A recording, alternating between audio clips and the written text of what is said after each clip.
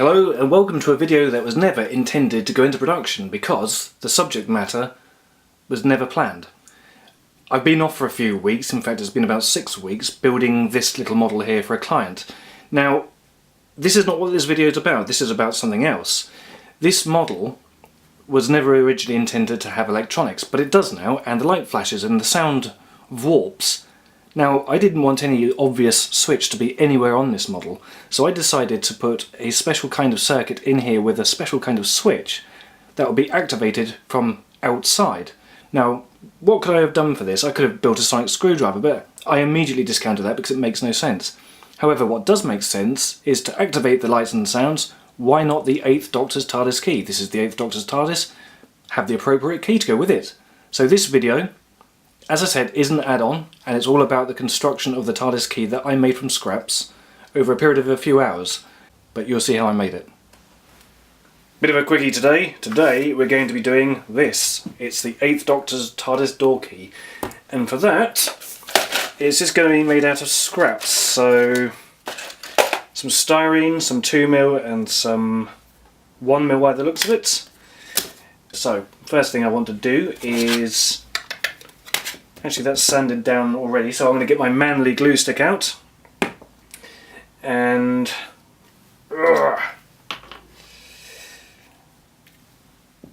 yep, my very manly kitten glue stick. I'm going to stick that to this, so let's just put that on there. Stick that in the centre. Actually, I'll go right over it. No, I will go there.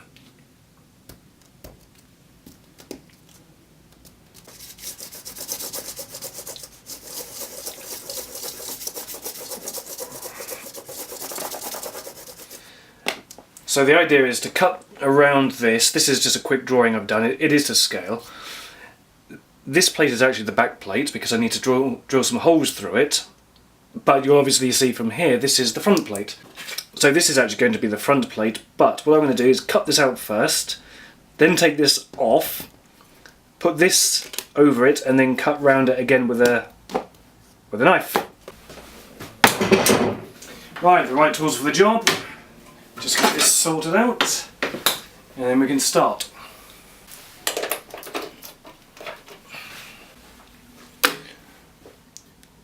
Bit of overkill, but it's quick. So what am I going to do? I am going to cut this with this. Now, probably wondering what this is. This is my zero tolerance board. That just helps this blade here not wobble so much.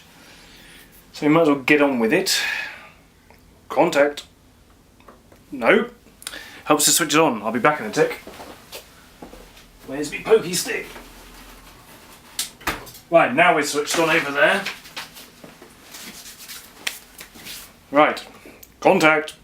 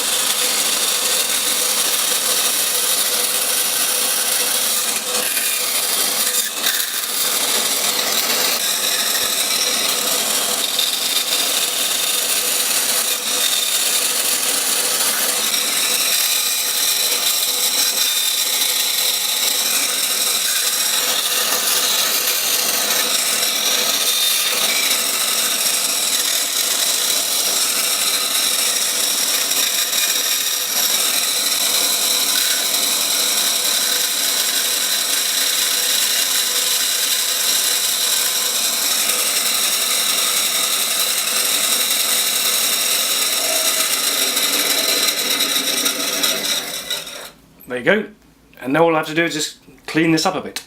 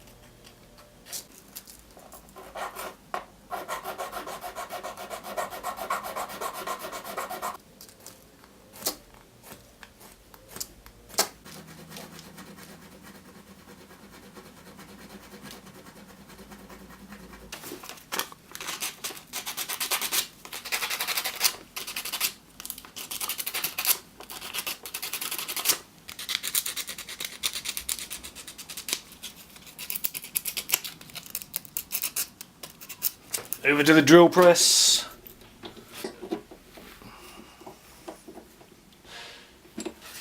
Does it wobble? No, it doesn't. So I want to drill this into here, which means that's got to go up.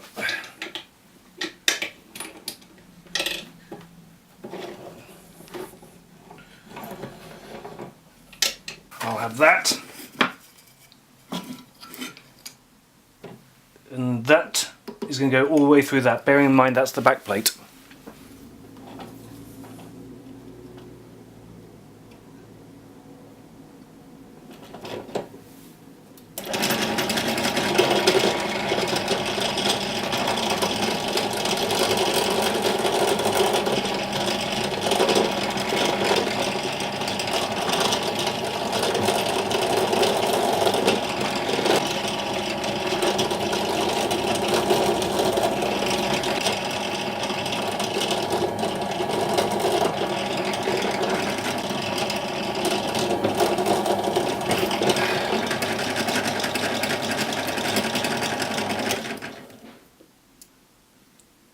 Perfect, now I've just got to drill another one up there and then later do some score lines in between all these, but for now that's good enough. That's our back plate. Now I've got to make sure it's the right way up. So the back has that on the high side, so it goes like that. Okay.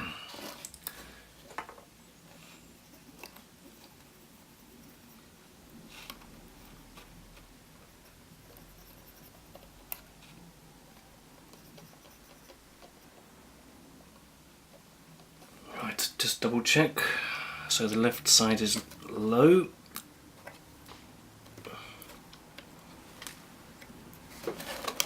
So that's what I'm doing.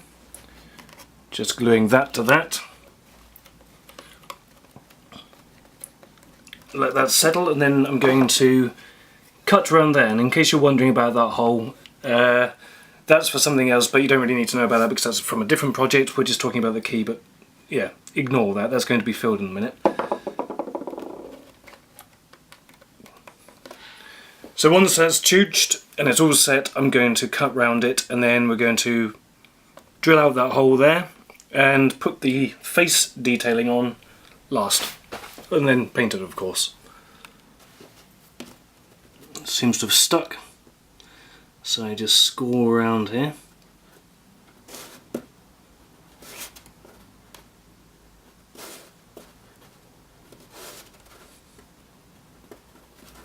Gosh.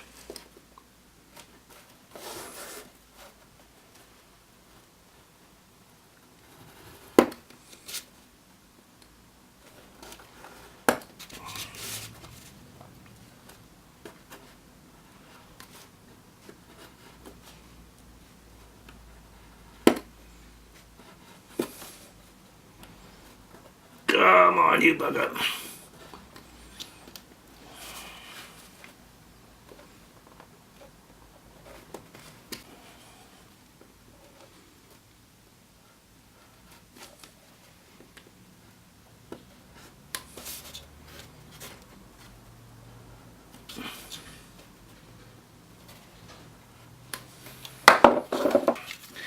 See if I can snap this off.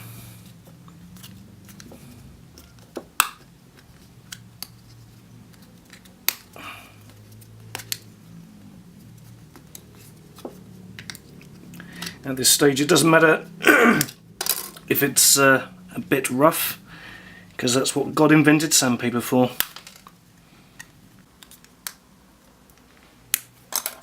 There. I'll keep chooching away at this and we'll come back a bit later on. Okay, so it's all cleaned up as best as I can, as best as I need to really at this stage. Now I just want to put in the grooves in between the star chart stars, so to do that, a little scriber and a ruler. So this is always going to be a bit fiddly.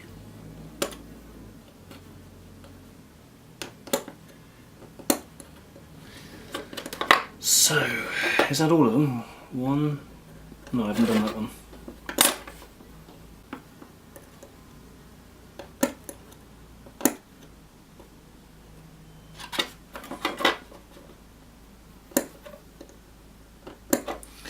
Well, you get the general idea. I'll clean that up and then it'll be onto the faceplate.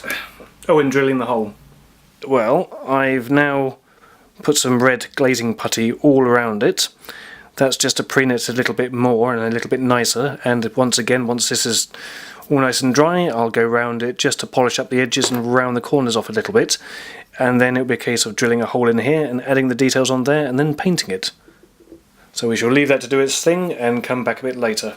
May even have to be tomorrow now. It's the next day now, and as you can see I've cleaned up all the filler, and I have actually added a small hole here. That's for the chain to go through, and what I also did was I cut a piece of brass tubing of the same thickness as this and just put it in here. That's just to protect this from wearing away if a chain ever goes through it. The magnet, that's for the activation for the other project. I'm actually filming this whilst doing the other project, or just finishing up on the other project. You'll also notice I've started to pin in where the detail is going to go. Now all I did for that was just take this piece and place it over the top and just trace through it. So what I now have to do is take these parts here, which you can probably just about make out because it will be out of focus. Take those parts that I cut out yesterday and glue them in, and I'll be gluing them in with this thicker solvent weld, and then once that's on I'll go around with the thinner stuff and just tidy it all up. So yeah, I might as well get on with it. That's what I constantly seem to say, is get on with it. Okay, just a little dab. Now, it's a bit fiddly, but let's see if I can drop it into place. So where does that one go? That comes down a bit. And I think that sits about there. That looks good. Yeah, that can go there. Just move it across a bit. I think it goes almost to the top. Take it down.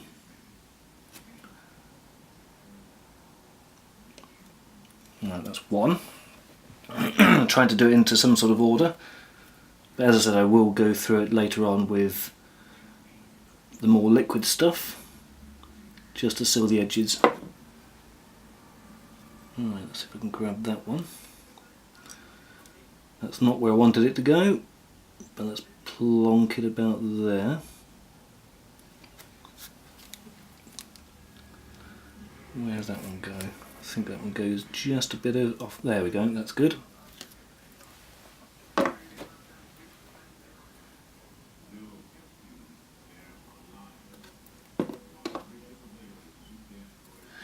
I can't pick that one up with these. Now, where does that one go? That goes sort of there. I seem to recall it doesn't quite go in alignment to that, it goes more in alignment to the triangle below it. I don't know if you can hear this, but my son's watching Empire Strikes Back in the next room. So if you can hear the Imperial March, that's what it is.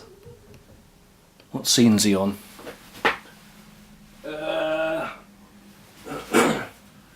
The scene he's on is Darth Vader talking to the Emperor about some shit. Right. I think that goes up slightly. Does it go in line with that though? Yeah, that's good. So there's a lot of fiddling and faffing with this. So just looking back and forth to my reference images, which is off camera. But I think that's it. Next one.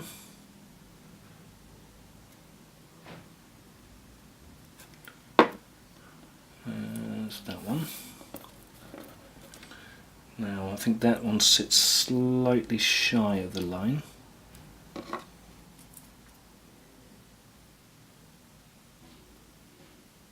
To about there. And I know it goes in line, yeah, that's good. Because I know this one should almost touch that one. Oh, that was easier than I thought. Now it's the big one. Bearing in mind these little outlines you can see are going to be slightly smaller, because I was drawing on the inside of the cutout. Drop that in place. Now where exactly? I know this one almost touches the outside edge.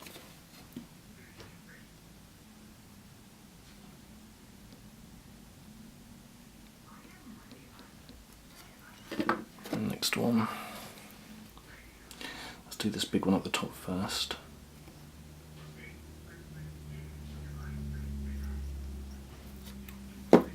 Oh, we got to the boring Yoda sequences with Luke Skywalker. God, I tell you one thing, with Empire Strikes Back, as soon as they go to Dagobah and meet Yoda, it kills the story absolutely dead. It becomes incredibly boring, very stupid, and slightly like the Muppets. I really dislike Yoda as a character, and his scenes do spoil the movie, what is otherwise a very good movie. So usually when I watch Empire Strikes Back, I fast forward through all that bullshit. Put this on you, Will. Right, final one. Now I think that one, where does that one go? That one goes quite over into the corner.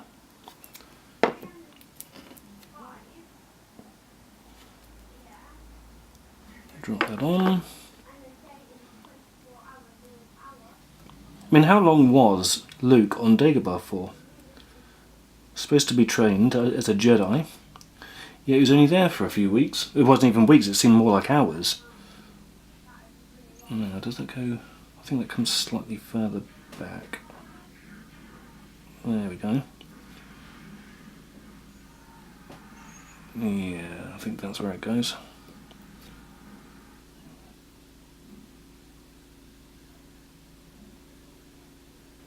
How's that looking?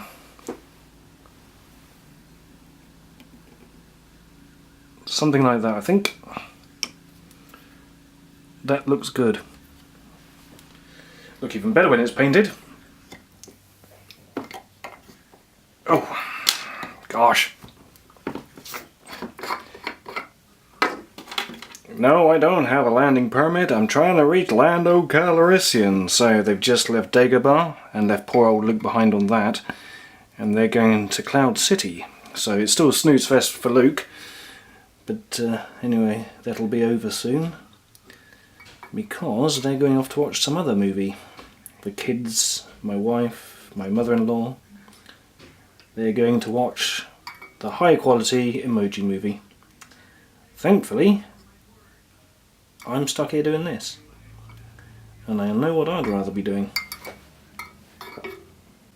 That magnet on here is handy. Means I can kind of go hands-free. Well, I say hands-free.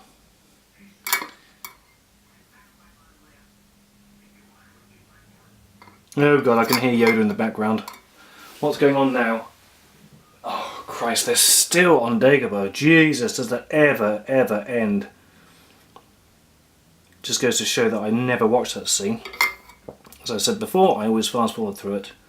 I forgot how long it goes on for. I mean, Star Wars fans, how do you put up with this? I mean, I love Star Wars, but can't stand Yoda. The most boring character in the Star Wars universe. And he's supposedly a Master Jedi? Bollocks. That's good. Again, let that thing do its stuff, and then we will come back and spray it. Doon, doon, doon, doon, doon, doon. Great primer time! Every maker loves this bit.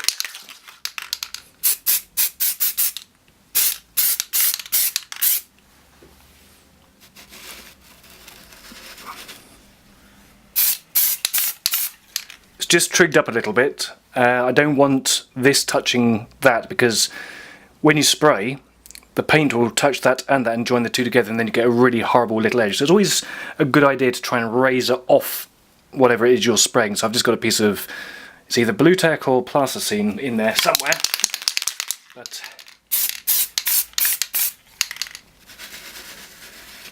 just keep going around.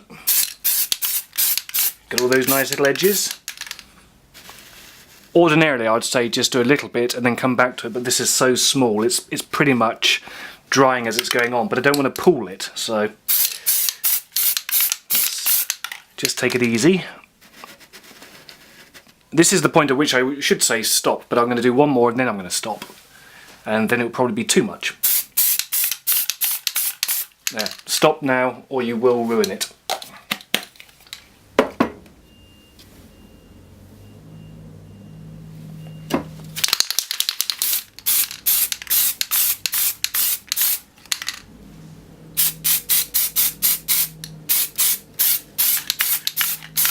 Stop.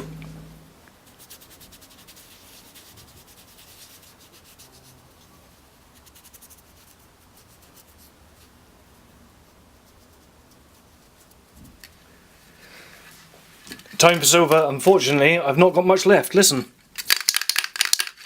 So I've only got one shot at this. Hopefully it's enough. Come on.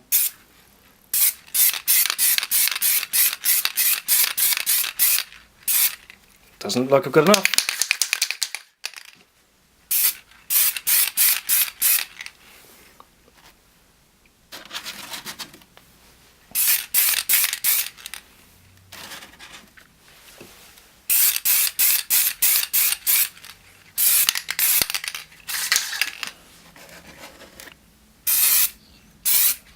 Really got to the end of the bottle, or the tin, or the can. Don't fall, you bugger.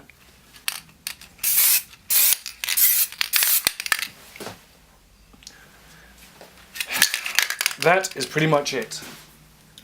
So the silver spray paint is now cured, and the good thing about it is that particular spray, as I mentioned last time, has a very particular heavy content on metallic flecks, and it gives this sort of speckled look. And when it dries, it sort of shrinks down, but that does create this kind of cast pewter look, which is what I was after. Now, the next thing to do is weather it, and for that we are going to go for a bit of brown, a bit of black, and probably a bit of raw sienna, but we'll see how I feel. I may put some silver on, but we shall see about that. And what else do we need? Oh yeah, we need this as well. Oh, look at that. As usual, just as I'm filming, police cars go by. Right. Just mixing up my paint here, some black and brown, onto a little bit more brown. So let's just start dabbing this on. So, just like that. And almost immediately I'm going to start wiping it away.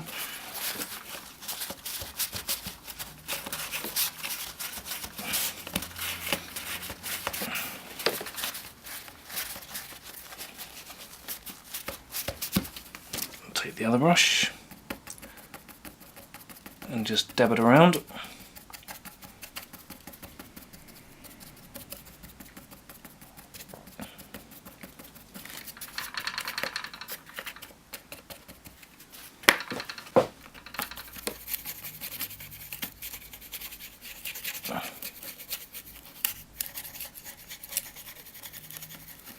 See, the more layers you add in, the darker it gets, and you just keep on building up and building up and building up until you work up to something that's fairly reasonable. And I've got to repeat this on the rear side as well.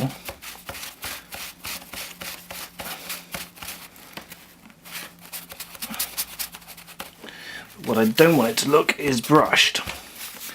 So come in with that brush there.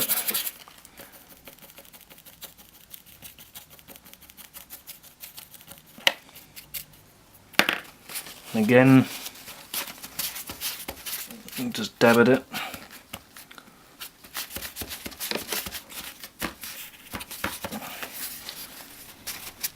So that's where we are for now. I'm just going to flip over to the other side. Oh yeah, better do in here as well. Just on the sides. Because one thing we don't want is watermarks.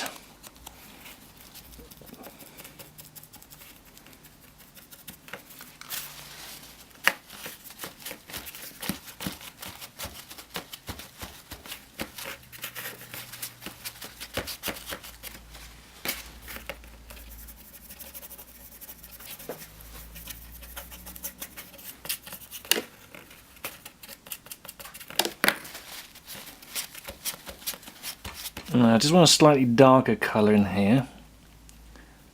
I'm being a little bit more judicious with it. I don't want to go overboard, but I do want it right in those crevices. If I can get it off quick enough, it leaves the lighter stuff underneath that we put in earlier. The longer you leave it on there, the more it stains. So you can already see it starting there. And again, I come in.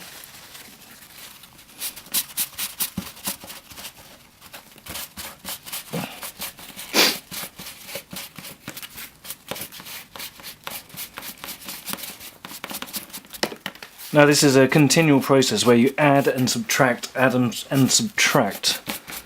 So it's just a case of going through it. I'm going to make it more dirty than I really want it, and then take the stuff away. So again, going in there with the slightly darker colour. I know there's some crap more on that side. So again, it's a bit more delicate. Now this may look over the top at the moment, but it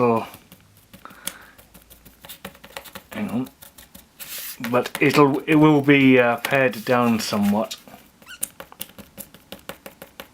Trust me. Just scrub. See if I get a slightly stiffer brush.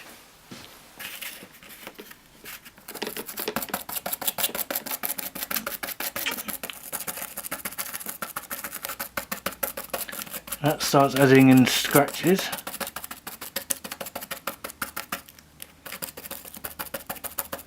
Just dab at it.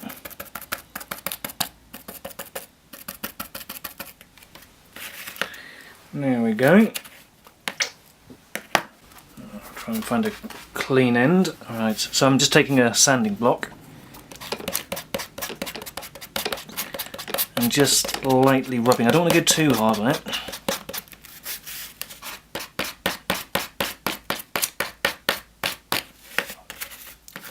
Swap over to the other side.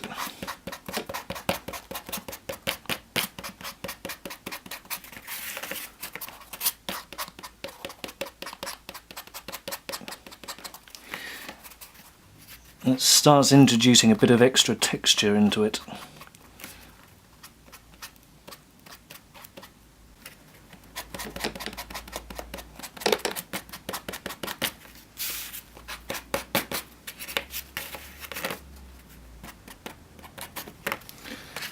Now quickly swap over, because I do want to go back into here a bit and just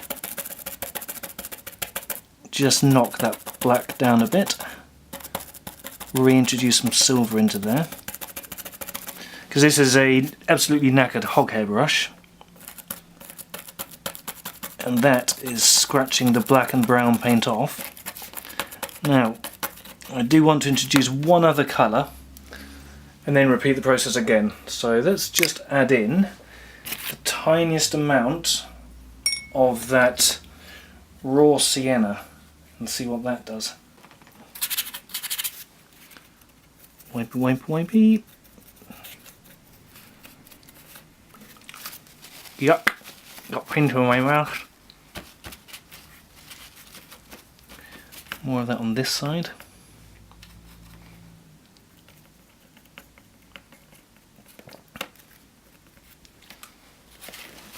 Yeah, this is totally over the top, but I like it.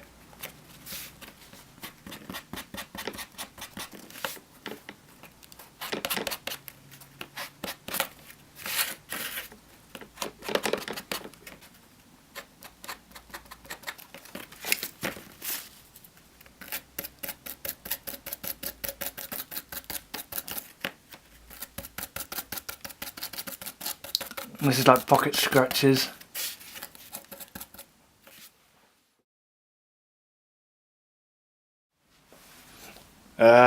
Yeah, that wasn't meant to happen. The paint exploded all over the key, and so I've had to respray it. Yeah, I found another can. Not the exact colour as before, but never mind, we'll just have to do it again, and these things happen. Well, this is take 2 on the weathering. As you've just seen, I was doing a heavyset weathering where I was using browns and blacks to create a thick texture on it, which I was then going to sand back to give this sort of weathered look. However, as I just mentioned, I accidentally splattered it with acrylic paint and it destroyed everything, so I had to sand it all down and do it again. And luckily, I found another spray can and resprayed it silver, and this time, because I just couldn't justify the amount of time I was spending on it, I gave it a very quick wash with an incredibly inky black acrylic paint and then dabbed it off as I normally would. So there's no sanding on this, it's purely ink or an inky black paint. So that's that side, and the same with the other side, and just mottled it with the old rag. So for an add-on that I was never intending to build in the first place, I think this is pretty decent. So I'm fairly certain that the client is going to be happy with it. As I said, he never asked for it, it's just something that I thought would be a nice little addition to the model. Don't mind the graphics, they're not stuck in yet, these are just the test ones. We're going to have a look at this key and its contactless activation.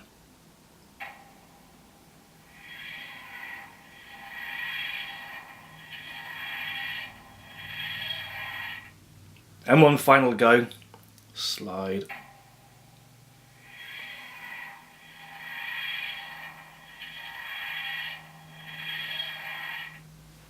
So that's your lot, a very quick and simple add-on prop made from scraps that only took a few hours to do. Hope you like it, and thanks for watching.